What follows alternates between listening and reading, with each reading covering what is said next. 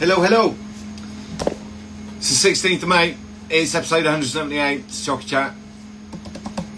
Drum roll, please. How's everybody doing? I'm just waiting for it to tell me that we are live, but I think we're already live because I can see a couple of people. But hello, Grange Chocolates. I can see. I had. How is Chocy Chat crew?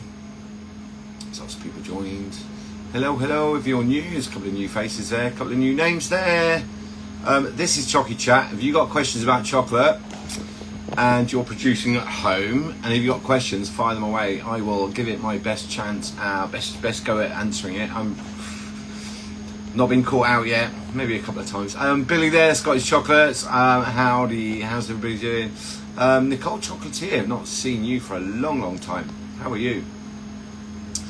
Darren, I can see. Who else? Talk 666. Hello, Leanne. I can see. Cheltenham Chocolates. Mo the Baker. Good evening, Nadia. I am really well, thank you. Gosh, we got somebody talk is in Rome, Italy. I've been there. I was there not long ago. I was there. I do like Rome. I do like Italy. Chocolate Chocolates. Hello. She's written below. Hello. I sent a message to somebody this week, and instead of writing deposit, I wrote the word despot, and they came back to me and said, I've been called many things but never a despot. We all help, but I hate spell check. It's annoying. How's everybody doing? Happy Friday, happy Chocy Chat. We got some people about. So Kelly's at the God. There's a few people. I think we're going to say hello to Kelly. Should we just jump in quickly and say hello to all the guys that are in Austin, Texas? Oil Bakes, I can see you. Chocodilic, there's lots of people. Right, I think Ruth has sent me let's go live with Ruth.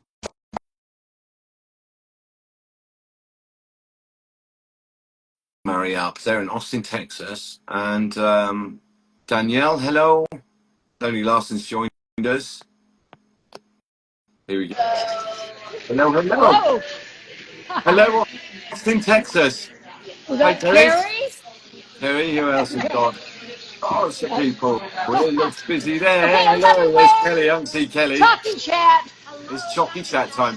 How is the chocolate? How's it going? It's doing great. How's it going? Are you making things? Oh, yeah. In fact, let me. There's I'm not sure. lots there. Is that everybody working? Oh, there it is. Just a minute. There we go. Oh, here we go. So, no, on your face.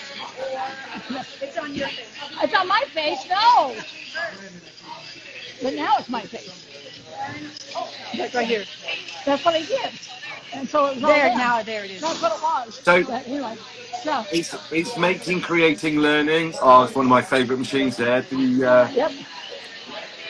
God, we got all sorts. Just walking and showing you some of the equipment we're playing with. Wow. Oh God, are you doing your roving? Brilliant. It's just a little DD wheel. Yeah. And we've got two continuous, but we aren't doing enrobing on these. We're just going to be using them for molding and whatever. Just molding, right? We've got an assortment of all kinds of ingredients. Wow. Fully stocked. Gloria, say hi to Chocy Chat.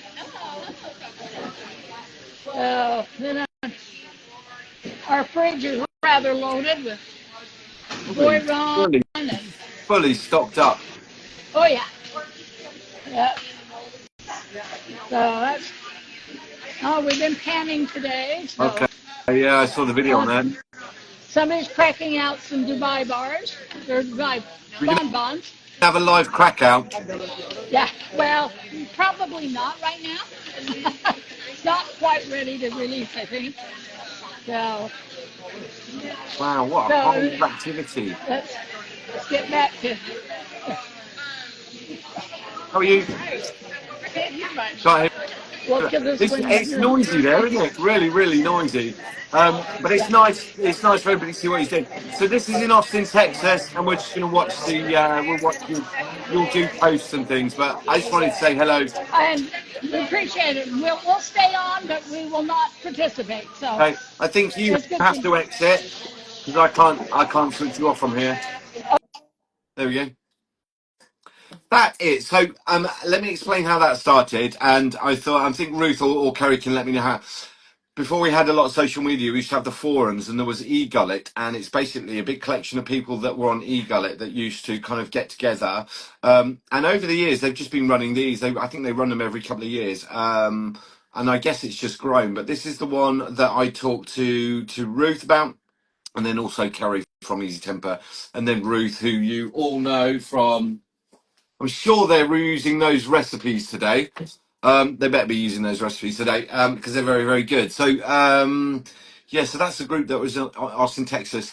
They invited me to go out, and it's just timing with I've got a couple of there's some really big projects that we're working on at the moment, which we will tell everybody in due course.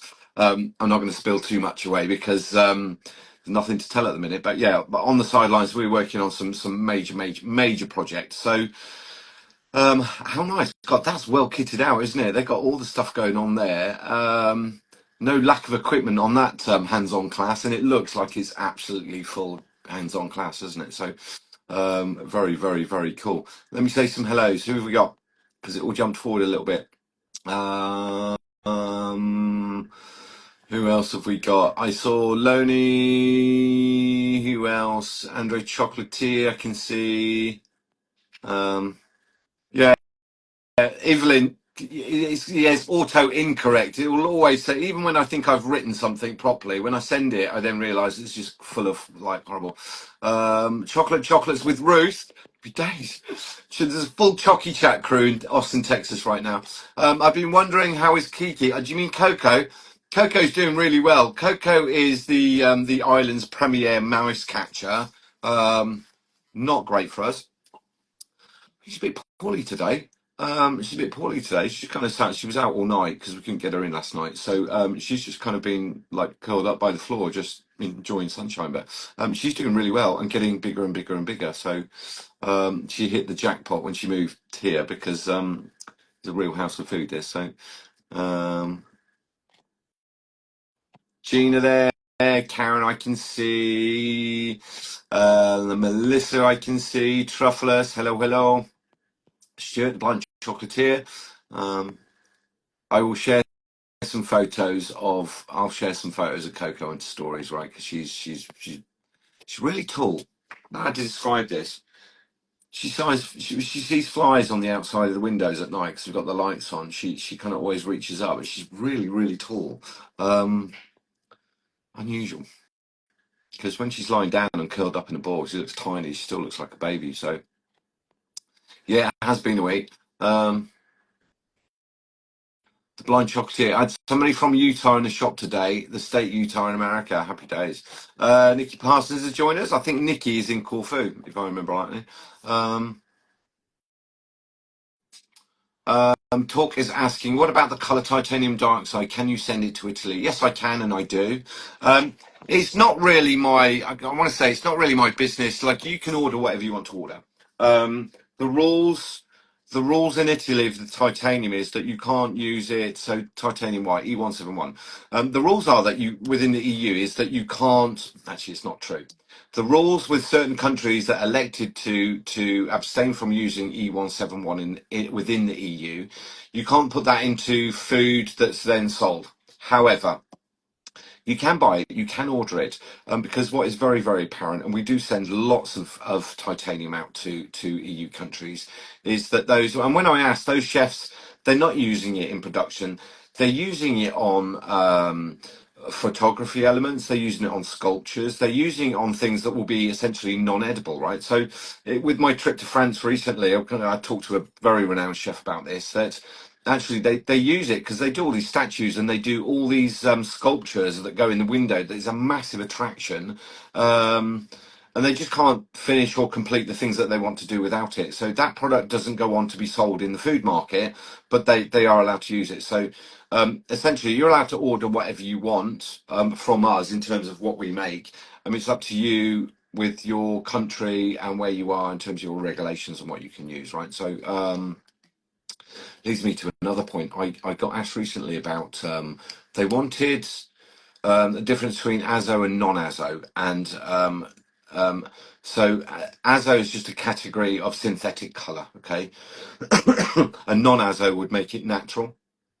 But you can search all of those on our website now, and I think that the question I got recently was to do with how can I get non-synthetic colors brighter. Well, the reality is that you can't, because when you start using natural products, and we did have a line of naturals and E-free, but also the reality is that, you know, if you're using turmeric, it's got an E number. If you're using paprika, it's got an E number.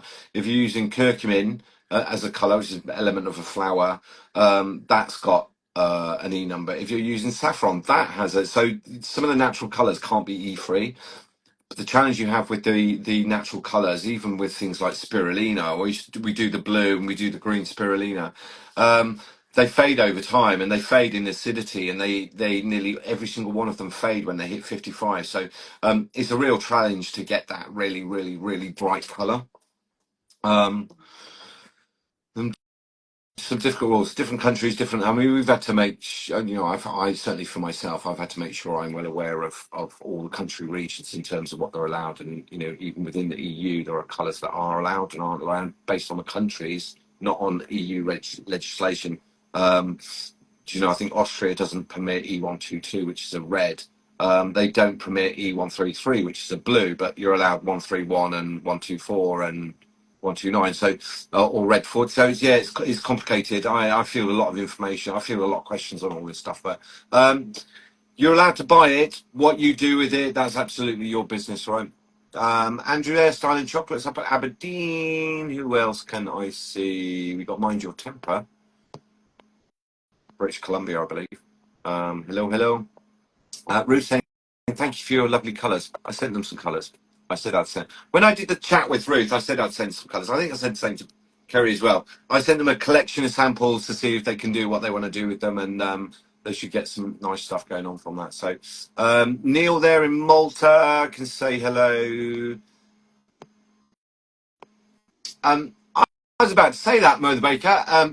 If you're new, welcome to Chocy Chat. If you've got questions, fire away. If I know the answer, I'll answer. If I don't know the answer, I will probably come back to you and I'll answer it at a following point, or you can send me a message directly. So it's your Chocy Chat. If you got things that are happening and you're not really sure or why and what, I did a couple of posts this week. I posted the thing on the Florentines. I don't know if anybody's had a go at that. They're rather nice. We made 12 and they lasted 2 or 3 minutes, and I barely got to video them. I think one of the videos I lined 6 up on a plate to video them, and I came in here and 3 had gone. So living the dream. They are living the dream. If you got questions, I'm quite happy to answer, and it could just be things that are going wrong. I did do a post yesterday, and that was to do with tempering cocoa butter. This is a question I get. I get this question so often that I could probably, let me grab a colour. I get this question so often that I could probably have an auto answer for it. I have got there's a video coming out on the tempering that was in conjunction with Thermapen. So they kindly did the video. I was videoing some things for them at their factory, and then on the back end of that, they videoed some products for me. So rather than, you know, you all know that I work with Thermapen, so I don't need to go into that story. But there's a video coming out on tempering cocoa butter, and there is a video coming out on tempering with seeding. But this is really, truly aimed at beginners. So there's some variation in what I say are certain temperatures that we need to achieve. One of those is, and you will see that when you see the video, it says that I melt this to 48. If I put this in the microwave and I want to get this fully melted, bearing in mind that these are these are at the point where they're type 6. So they are beta 6 crystals. So they are much, much, much firmer, and they are absolutely rock hard. That doesn't melt until it reaches 36 degrees. And if I wanted to melt that fully, as in the whole bottle, it's probably going to reach 44, 45 before it's absolutely, and that's sustained heat, right? We want to melt the cocoa butter. The big question I always get is, we've cooled this down to 26, and then I've warmed it up to 31, 32, and when I spray it drips out of the mold. Well, that's the post that I did yesterday, because I'm not really sure where this warm the cocoa butter up. I've read a few people say we cool it down to 27, and then we warm it up to get rid of some of the the crystals that we don't want. Absolutely not true. Um, all of the so the six crystals, the sixth crystal, which is that one, that comes from the fifth crystal. Okay, and we make the fifth crystal when we warm everything above 33.8, and then we cool it rapidly, and generally we will only create that fifth crystal. If we warm it up again to 30, we say we cool it down to 26 and we warm it up to 31, 32, the only crystals that are in there that you're melting are beta crystals. So why would you warm it up? Crystals 1, 2, 3, and 4, they all melt below 29 degrees. Sorry, 27 degrees. They all melt below 27 degrees. So I think there's a previous post that explains the temperatures at crystal 1, 2, 3, 4. So the simple element of the science is we would melt that till it's melted. Melted is melted. If it reaches 45, great. If it reaches 36, great. If you put it in a dehydrator, set it on 35. After a long, long period of time, everything will be melted. Or you can put it in a dehydrator and melt it at 55, which is what I do. And then as soon as most of it's melted, we'll turn the temperature down to 35. If I then take that, balance it over water, and cool it down to 26, I'll have a maximum amount of beta crystals before it sets. If I need to warm it up, the only reason I'll be warming it up is so that I get a little bit more fluidity. For my brand, for what we make in terms of colours, at 26 is still fluid, which is why we selected the cocoa butter that we use from the estate, and it's single origin. That's why we use that. We can use it at 26 with a hand painting or sponging. The only reason I'd warm it up 1 or 2 degrees, and I'd never ever use this above 28. Why would I? I'm not achieving anything other than making it a little bit more fluid. I'm not melting any crystals because there's none left in there. All there are beta fives because that's what I made. All the others were melted away during that warm up process. I've cooled it down to 26, and on the reverse of that, we've got beta 5 crystals. If we paint and we spray and the mold's cool and we use this at the coolest temperature that we can get away with, it will stick in the mold and create a lovely clean layer. If we then leave that, it will fully crystallize, so it's rock hard. If we leave that for 3 or 4 or 5 days, we'll get type 6 crystal. If we leave it 3 or 4 hours, we will have a solid structure that's quite brittle. And then if we shell behind it, when that chocolate dries and crystallizes, the two will move together. It's truly that simple. When I get those messages, and it always starts off with, my cocoa butter's running out of the mold, what have I done wrong? When I say, what are the temperatures? Because I always say that, what are the temperatures? Everything is driven by temperature. Everything that we do is driven by that, right?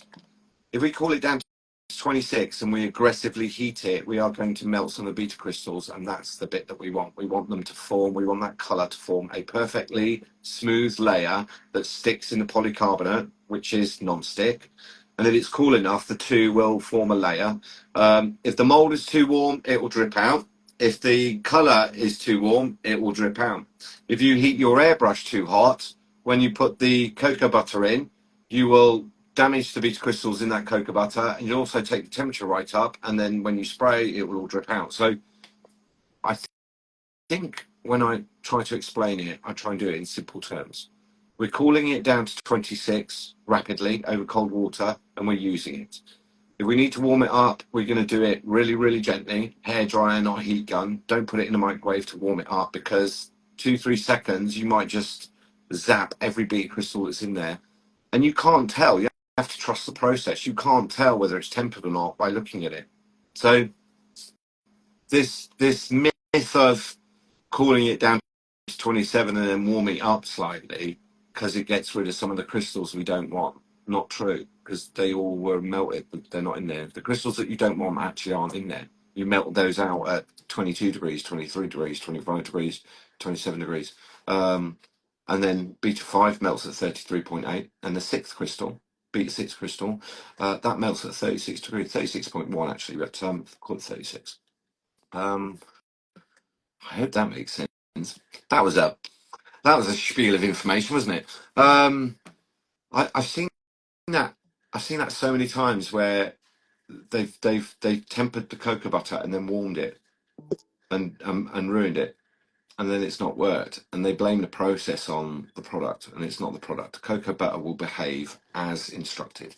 If you cool it down to 26 and agitate it, it will form beta crystals. If you leave it, it will set as a one solid flat layer, and it will come out. If you don't, it'll be stuck in the mold. Sydney saying spell check got me on cocoa. Happy days. Linda there saying hello. Yeah, Nikki is in Corfu. Linda's in New Jersey, I think. Nail bakes. I'm getting married in St. Lucia in February. I'm already eyeing up the chocolate excursions. So you should. So you should. Whimsically curious. Hello, is a new name. If you've got questions, fire them over. I don't mind. I'll answer. Stuart, I'm making milkshakes in glass takeaway bottles. Should I give it a 5-day date, or can it be the date of the milk? It would need to be the date of the milk, Stuart. You need to do the date of the milk. Absolutely fine. Because that's the overriding product of what you've added. I'm assuming that anything you put in there would have a longer shelf life. So your shelf life is going to be the minimum of that milk. What I would do, though, is make sure that you tell people to keep it cold, right, in transport, because milk is notorious. We just don't even know whether this is going to be a nasty conversation bit or not.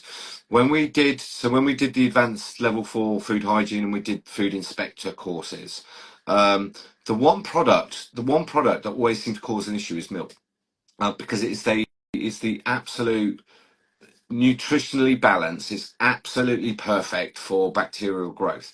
So once it gets into that danger zone, and the danger zone is from 8 degrees all the way up to 39 degrees or 49 degrees. It's actually, we always say it's 65. It's not. The danger nose is a little bit lower, but when we're teaching people, the danger zone is between 8 and 65, somewhere in the middle, around about blood temperature. When we analysed milk that'd been left at room temperature for 2 hours, and then 4 hours, and 8 hours, and 12 hours, the level of activity in milk compared to other substances was just off the charts. Which is why I think, in terms of food inspecting, not so much cream because it's heavier based and the fat, and it's got less water content. But it's still so nutritionally high that it's great for bacteria. And if you keep it warm, it's got food, it's got oxygen, it's got all the things to thrive in. Milk. You should go with the new use by date of the milk, but by all means. But I would advise them just to keep it as cold as they can. All right. But yeah, good idea. Selling milkshakes. Go for it.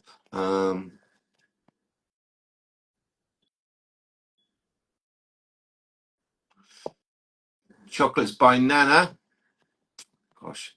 There's loads. I've launched marshmallows this week. One thing with them, despite dusting twice and a 9-to-1 mix of icing sugar, corn flour, some are sticky. Do I need to leave them to set longer before cutting? Yeah, you can do. You want to dry them, but you need to. The challenge with marshmallows is they're hygroscopic. They will suck up every little bit of moisture. So I know that, like, going back to my days in the kitchen, if we were trying to make marshmallow and somebody was like blanching vegetables at the other end of the kitchen, it was just an absolute nightmare.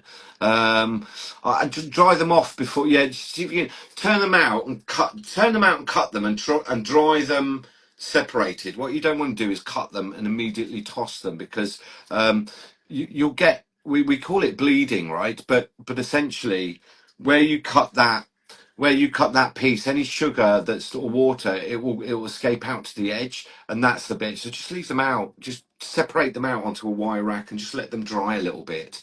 Just give them half an hour, and then roll them. If you try, like, cutting them and putting them straight into that corn flour mix, And 9 to 1 should be enough.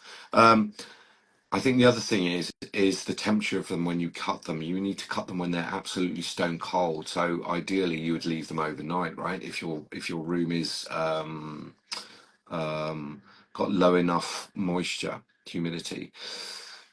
It's the warmth, and when warmth comes into touch with icing sugar, it instantly turns it into a liquid. And if you think about how when we talk about warmth, right? If you think about how warm your hands are, if you put icing sugar onto your hands, the warmth of your hands will turn that to a liquid almost immediately. So the fact that they're sticky just maybe suggests that you've cut them when they are either too warm, or if you're going to cut them warm, space them all out and just get some airflow and get them drying and get them cooling down. All right. So, and even if you do a 9 to 1 mix, that little bit of icing sugar, it's not the corn flour that will turn to a liquid, because corn flour will remain dry. It's the icing sugar that's in there that's actually turning to a liquid and making them sticky, plus a little bit of bleed out from the edge, right? All I think that's it. For all the new people, I can prove that this man is the real. Let me read this writer. From my experience, I started with many working issues, and with the help of him, I can say I'm really proud of my results. Happy days. Cheers, Neil. Neil works in Malta, Neil, you ever have a look at Neil's account? So, Vassallo 471. So Neil's in a patisserie. I think it's his own family run, and he does the pulled sugar. Um, and we've done classes, and I've known Neil a long time, and I kind of would consider him a friend actually now, like a lot of people that are in Chocy Chat that are like I've got to know over 4 or 5 years now. So Neil did a class, and he shares all this stuff with me. It's like that's really, really amazing, and he does some amazing stuff, right? And then he shared a picture of this pulled sugar, and it was a clown. And Rania and I just sat there staring at this sugar thing that he's done, going, "That is beyond incredible." That's just go and have a look at Neil's account. I think they're there. Yeah, pulled sugar, and he's in Malta, which is very hot and very humid. So kudos to you, mate, for doing that, Neil, in an area where I know it is. I know it's hot and dry in the summer, but the humidity, you are right next to the sea wherever you go in Malta, right? I know it's humid. Um, Alice is saying, I couldn't agree more. Forever grateful to James Chocy Chat crew for sharing knowledge and the continued support. I, I was reading stuff on the Chocy Chat. We were waiting for the girls on. They were in one of their gymnastics classes, and I was reading through some of the stuff today. And I love reading the comment. I know I don't go on the page often and answer stuff, but just reading some of the stuff that people are sharing, it's really, really nice to see. And I always say this for Chocy Chat, that just don't be afraid of competition. We're trying to grow people, and we can only all do it together. And you without a doubt, you become a better practitioner. You become a better chocolatier. You become a better craftsperson. You become a better artisan. Become much better if you keep rolling back to think about basics. Right, the basics are the building blocks that everything's built on.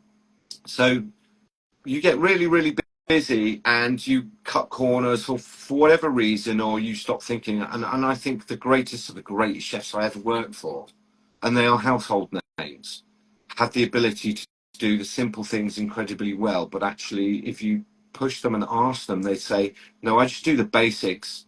I do the basics with perfect execution, faultless execution of the basics. And when I read all the things, a lot of the questions that you get asked on the pages, and they are the basics. They're just people aren't quite aware of what's the technique and what's the system or process. And the process will never be to be facing north, blue trousers, green dog, phone in your left pocket.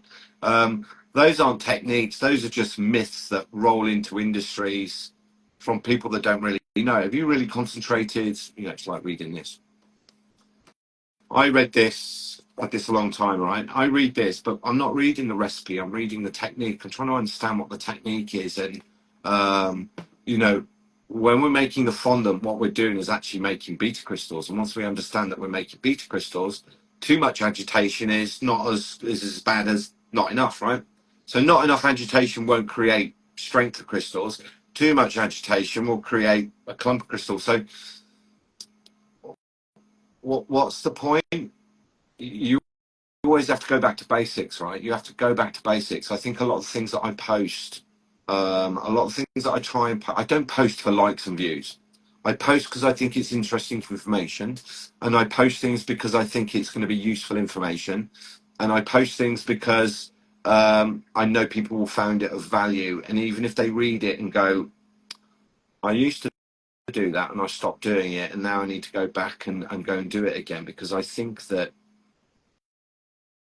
you know, I do classes, I do troubleshooting, I do consultancies, and every time I find a problem, it's always to do with the basic. It's not like it's not the difficult technical stuff at the top that's gone wrong. It's always a couple of layers of very basics, right? That's destroyed everything that's above it. And I think go back to basics, or understand what your basics are, and go back and review them, and just say, what I'm doing is what I'm doing, what I think I'm doing, and understand those basics, because very often it will lead you down the path. It's like this: we melt it and we use it, and if we need to change the fluidity, we need to change it, warm it up 1 or 2 degrees, but we need to make sure that we don't damage the beta crystals, and we damage the beta crystals by using aggressive heat. There is no reason to warm it up to 31, 32 degrees, because what are you achieving? Absolutely nothing. And you're nearer to that mark of full attrition. So absolutely every bit of that structure of beta crystals has gone. And beta crystals aren't necessarily like one straight line. They're one line with little spurs that come off them, right? Because that's what binds everything up. Where you have these long chains and these spurs that come off them, these nodes that come off them, and they're not always straight. Generally, they're curved with these little things that come off. It's those little nodes that you end up melting first, and then that one won't fit onto that one because they don't sit.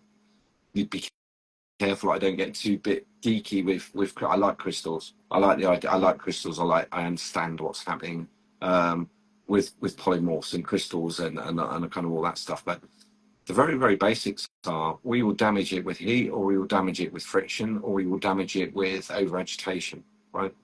And it's a fine line.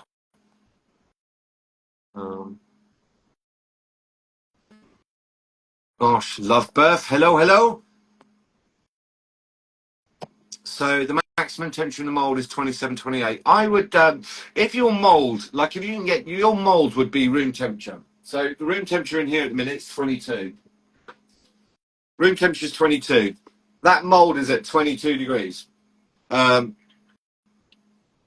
If 22, now, there is a gap between, we've got a non-stick surface, you've got a plastic shiny non-stick surface, and we're trying to get a fat to stick to it.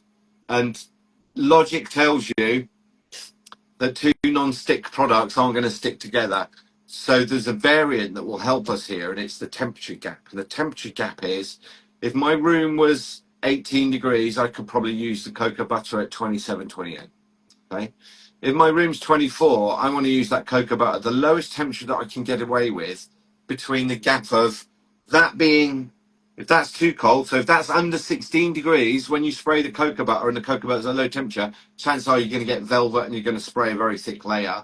But if your room is kind of 16 degrees, your cocoa butter's not going to last long when you're painting. It's going to set in front of you, right? If this, ideally, this needs to be kind of, I always say 18, 19, 20, okay? If I was, it's just gone at 23 now.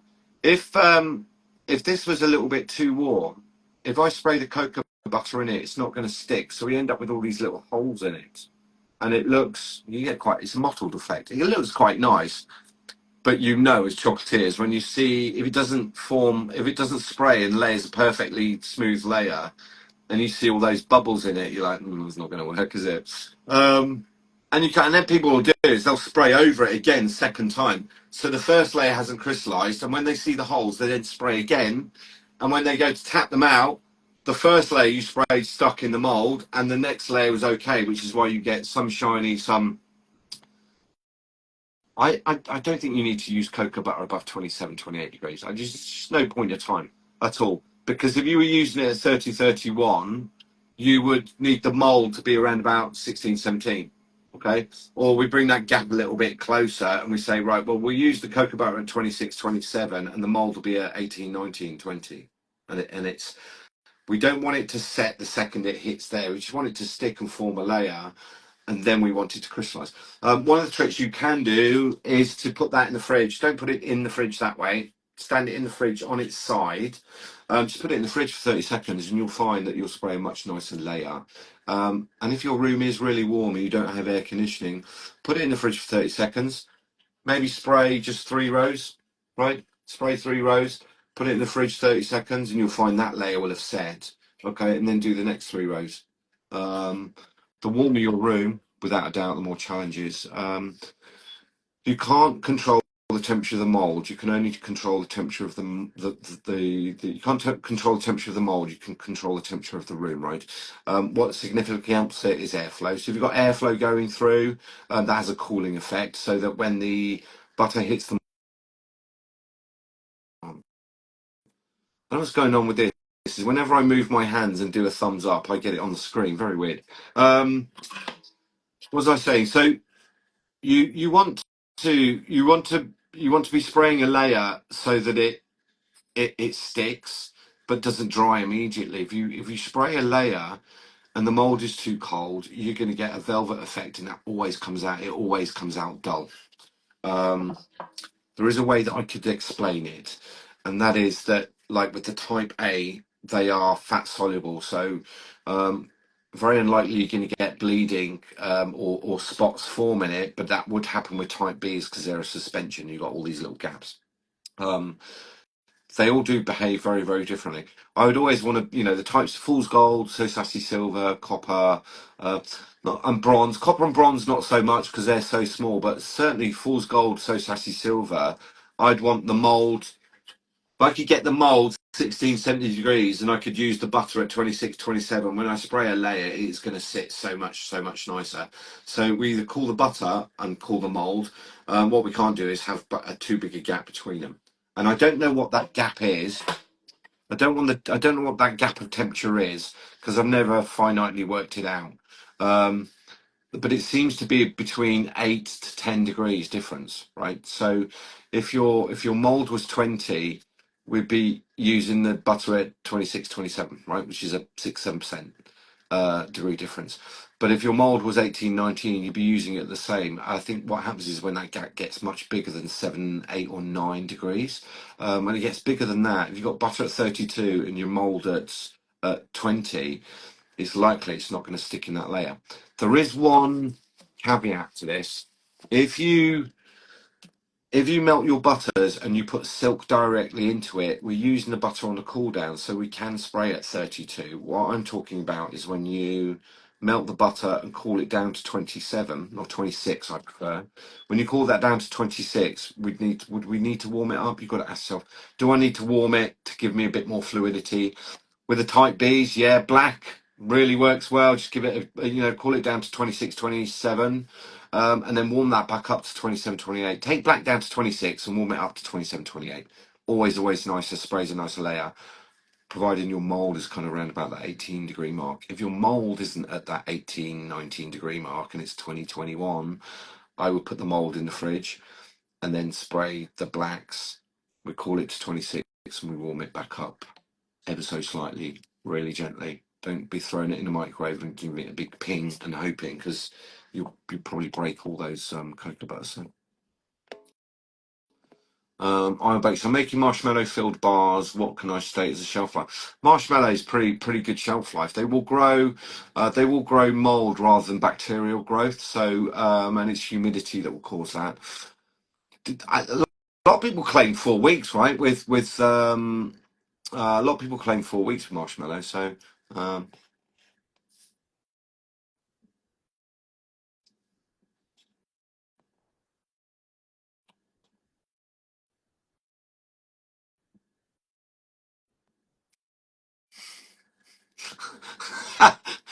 sure, I'm not. I don't think you're allowed to put Megan Trailer tastes, or which goes on my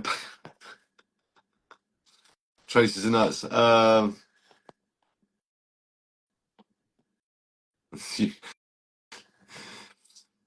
I think people come here for the class and they also come here for dinner, right? I was chatting to Louis about this because his wife does the same thing. He's like, people come to my place and we end up sitting out till like midnight, like eating and drinking, and the class finishes at 5, and then it's like a whole night of hospitality. We said we're trying to run a course that people will never forget. We're trying to create classes that are immensely memorable, so that you would go away and say that's just one of the best things I've ever done. I don't think it's always the course content. I think it's the style of teaching, and I think it's also that kind of level of hospitality. And it's always difficult, you get people that we get people that travel from a long, long way, and they kind of come down the street and go, you know, what am I walking into? About putting people at ease and making them feel um, that they're safe and that they're in an environment where they can just ask any of the questions. A lot of the students that I get, I've explained this before, but for anybody that's ever been to a lecture, the lecture professor chats away for hours and hours and hours. You write notes, and then at the end of the lecture, everybody files out, right? And then there's always 4 or 5 that go down to the lectern right at the front and go, can I just ask a question? When the professor's given 2 hours of undivided attention, spilling every bit of the fountain of knowledge that he has, there's always those few that go down to the front to ask a question. They're my students. They're the people that were too afraid to ask a question. They are the people that don't want to sound stupid. They are the people that are too timid to ask those questions. They are the people that go to big group workshops and stand at the back and just observe because they don't want to get involved, right? I recognise that they tend to be visual learners as well, so they don't want to have a go and they don't want to listen. They just want to watch you do it. And visual learners are that they are the most interesting. I also have to work out almost immediately what kind of learner they are, um, and whether they're left or right-handed without making it awkward. So always fun and games. Always fun and games. Love doing the classes. Love right, and Ruddy loves cooking for everyone too. Apple Chocolatier, in your opinion, what's the best gun to use to spray multiple bonbon molds? Not an easy one to answer. We do a lot of molds. And I got my trusty little Fender. Depends on the detail and it depends on what you're doing. For we will do when we do 100 molds plus, we might do a design with one of these, and then we'll break out the Fuji spray because we're going to back spray them, and we can do that really quickly. Whereas to back spray 100 molds, one of those, um, the end of your finger is going to be really, really sore. There was a bit of sponge around here earlier that I had to stick on the top of this because my finger was literally I had a I had a dent on the end of my finger, and it's like I'm glad there isn't a logo in the middle of that trigger because it would have just been a permanent imprint. I'd use I don't think there is a best airbrush.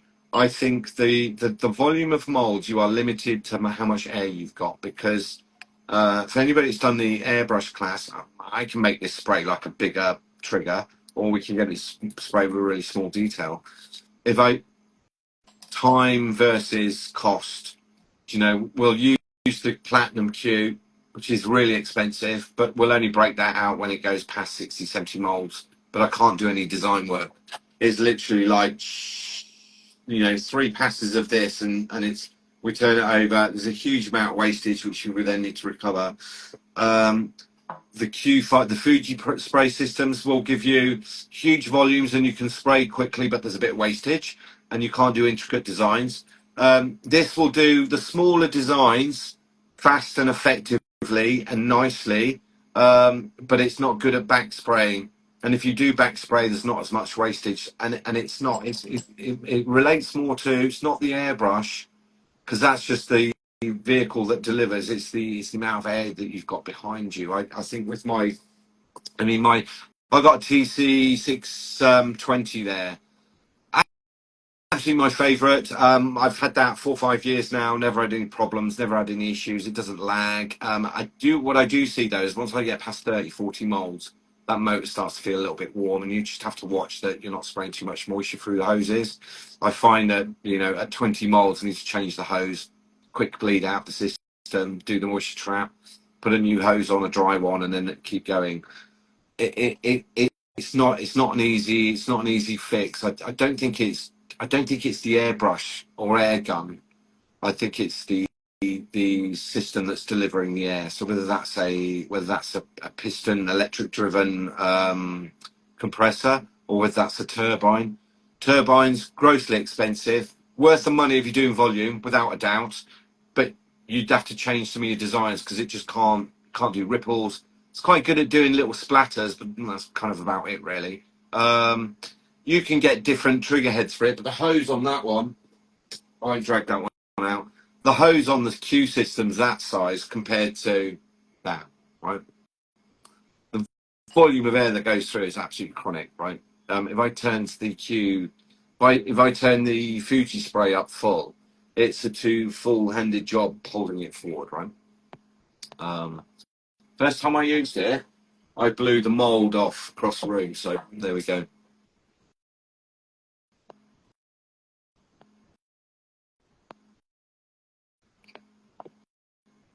Creative confections. Lots of people. If you've got questions, fire away. Your advice on underfilling caramels and capping them at higher temperatures has been invaluable to me. I'm in a hurry today, so I'll need to cap them when they are still soft. Any advice? Caramels, just drop the mold, put the mold in the fridge for 10 minutes, and you'll. Caramels aren't going to do. The reason we don't do that with ganaches is ganaches don't really have much elasticity. So if we pipe the cavities and we put them immediately in the fridge, they will pull away and retract from the shell. So that when we put the cap on, if the cap's not good, what happens is the chocolate falls out and the shell gets left in there. Caramel's got good elasticity, so I would pipe them, leave at room temperature for 4 or 5 minutes. I'd give them a bit of cold shock in the fridge, just so. Don't put them in the fridge for half an hour. 10 minutes, 15 minutes might be absolutely more than enough. And I will stack them concertinaed, right? As soon as that feels firm enough, gloved finger or clean hands, as soon as that feels firm enough, then I'll bring them out, let them come back to room temperature just briefly, 1 or 2 minutes, and then we'll cap. I wouldn't warm them up because then you're going to melt the caramel again, right? Yeah, just chill them down caramel. Once they've been in that cavity 3 or 4 minutes, get them in the fridge, get that top layer just skinning over or firming up. The fats will bind up in there. It's not going to ruin the caramel. It's not going to dehydrate. Caramels don't dehydrate. There is nothing to. You're not going to end up with a cat bell of filling, rattling around in the middle of a bonbon, right? That will happen with ganache if you overchill them, or they dehydrate. But get them in the fridge. And why are you creating confections? Why are you in a hurry? Don't be in a hurry to cap. Ever, ever, ever. Clear your decks. Capping. There's no way to practice capping. You've got to actually make chocolates. True story. Hardest bit of the hands-on class we teach is we'd have to make, for you to have practice capping, we'd have to make many molds. We just don't have that time. You get better at capping the more you cap, but there is no way to practice it. Put them in the fridge. What you don't want to do is have that come straight from cold storage, and then pour cold chocolate on it, because as you scrape it will seize and you'll end up with lumpy bumpy caps that are horrendous.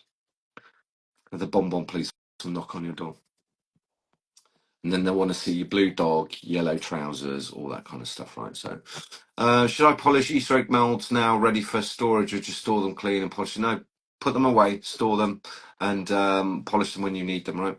Get them all squeaky clean. Get them squeaky clean at Easter when you need them, but for now, give them a good wipe, give them a hair dry, get all the bits and pieces off there. You never know, things drip on them, dust gets in them, depends on the storage conditions, but tiniest little bit of something in there could spore all kinds of things growing, so put them away, pick them up in Easter, right? I'm hoping to come and take a class with you from next spring. What's the best way to get to you without a car, trains, ferry? We have trains. People visit us from all over the world. A lot fly into Heathrow and they get a train straight down to Portsmouth. We're on a small island. There is a train, there is a bus that connects. I tell you what happens with a lot of students is we will go and collect them, and we do that very, very often. Some people are like, well, I'll just get an Uber. We're about an hour. I think about an hour from London. I think it's 45 minutes on a train. But you can, ping me a message. There's always options. We've had people come to the nearest train station, and we've had people go to the furthest train station, and we've had people that have been on trains and lost their life. Don't know where I am, and it's like, right, well, I'll come and get you. That's how it goes, right? We're not in the middle of it. We are on an island, but it is connected with a bridge, and it's very, very beautiful. And there's there's 5 miles of beaches, 150 meters that way, and you can walk the whole lot, and it's absolutely blindingly beautiful here. It's really, really, really beautiful. Ryan saying yes to being a visual learner. Absolutely. Oh, thank you, Paula. Had a disaster this why would chocolate bloom when shelling? That's cooling. Is chocolate okay? So chocolate blooms. Here's the thing. So we get good question, Andrew. Why would it bloom? Cooling. Okay. There's so we melt the chocolate, we get all the beta crystals gone, and then we add seed, which has got beta crystals in, and we stir it, or we put the silk or beta crystals into it and we stir it. When we put, I always shell at 32. Always shell at 32. Milk white dark chocolate, ruby, not the new ruby because I haven't tried it and I probably won't be. I had to get that in. I'm just not a fan at all. I'll try the new one, but I don't know. If I want red chocolate, I'll make red chocolate with me. And if I want to make it really fruity, I will make a fruity red chocolate, and we'll do it that way, not a half red one. We temper that chocolate and we pour the chocolate in and we tap everything out. We scrape, right? We leave it upside down. If you haven't got enough air circulating, or if your room is a little bit too warm, when we turn that on its side, what we're waiting for is that first chocolate to we're waiting for that chocolate to go through this dry phase where it starts to look dull. Okay, and where it looks dull, it hasn't crystallized, not by any means at all. It's actually got to go fully cold before it crystallize.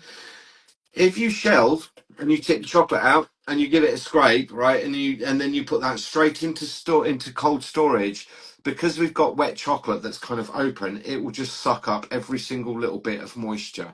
So what we're trying to do is get it through that dull stage quite quickly, not too quickly, but we're just going to leave it at room temperature with some air circulating. Ideally, your room's kind of below 20 degrees.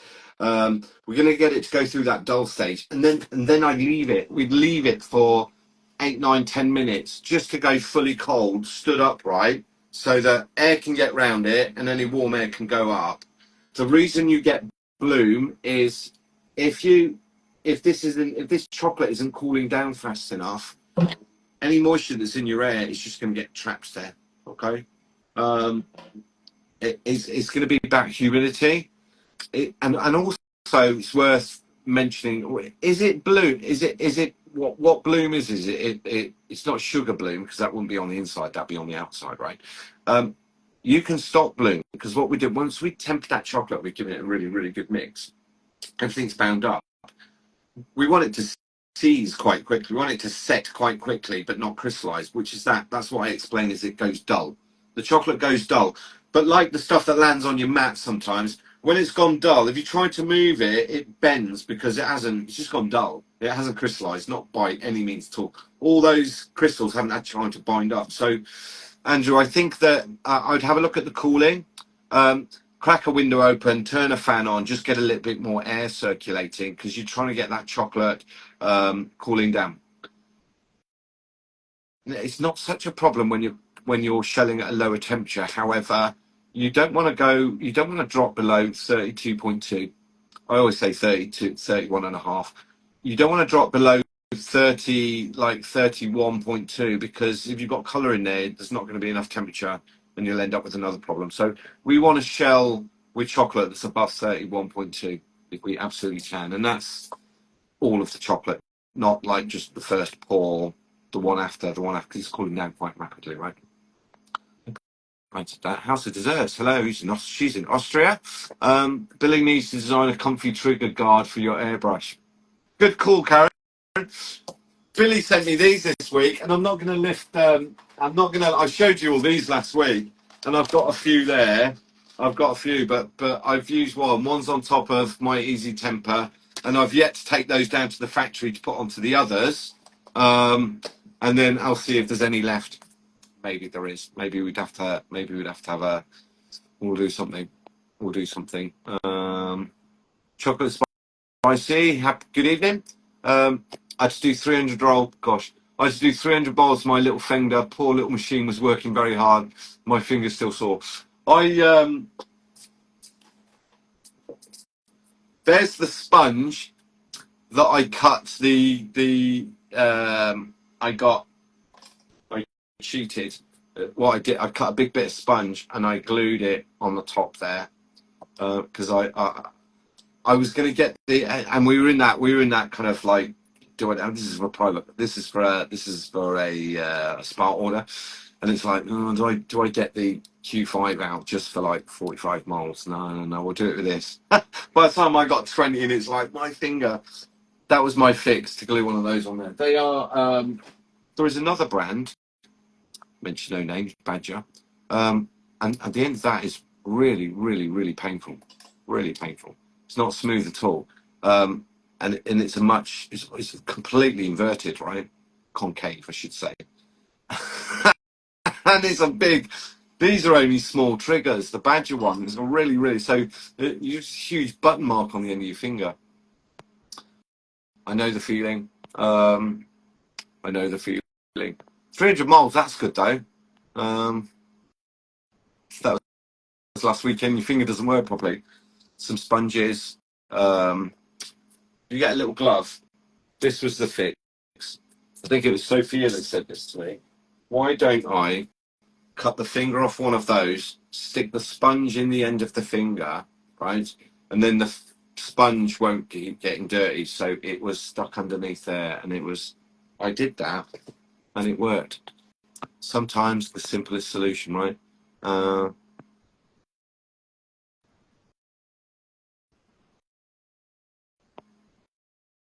Yeah, Ruby. I've had loads of friends in the industry. It's like, no, you should give it a try. No, I don't like chili and chocolate. Not my thing, right? I don't want to ruin chocolate with chili. Not a big fan of chili. I like it in the right elements, right? I just don't like destroying my palate for the sake of a burn, right? Why would you ruin chocolate with chili? It's like, it's lovely dark chocolate when I put chili in it. Right. For me, personally, my palate, my opinion, you just ruins the dark chocolate. Happy days, you go for it. So each their own, horses for courses. I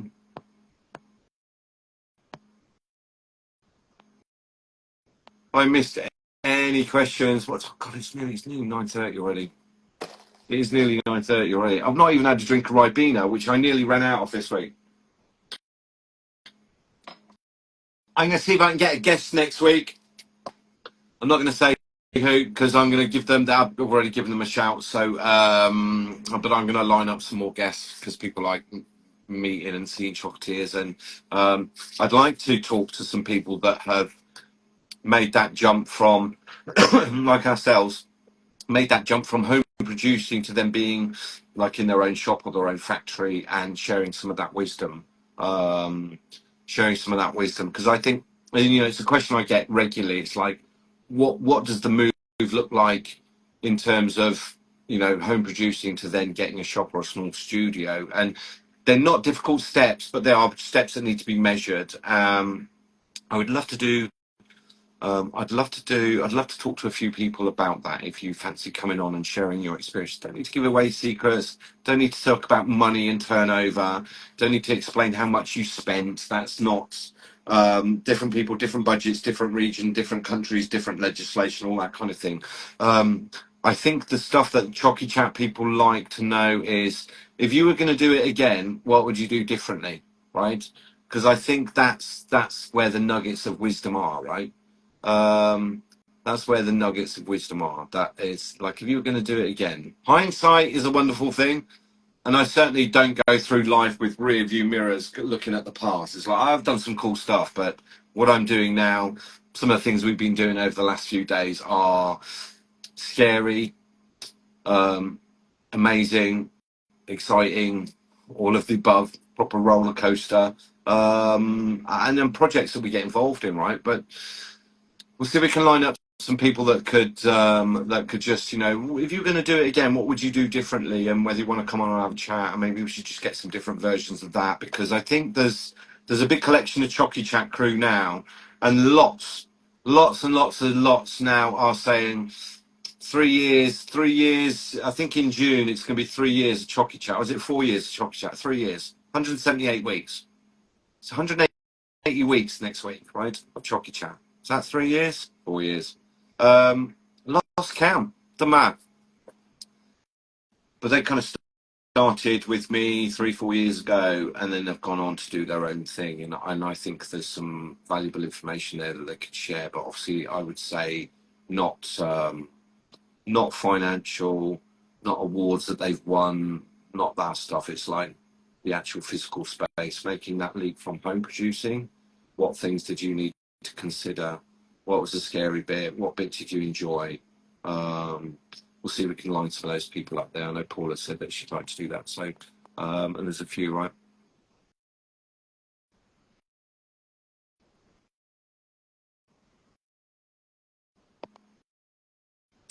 Right, it is. It's 9:30. It's 9:30 already. I'm going to go. Some nice questions there tonight. I now got to remember them. I now need to remember what are the questions. I don't think the girls have written down what they were because they normally do. I'll be amazed if they have.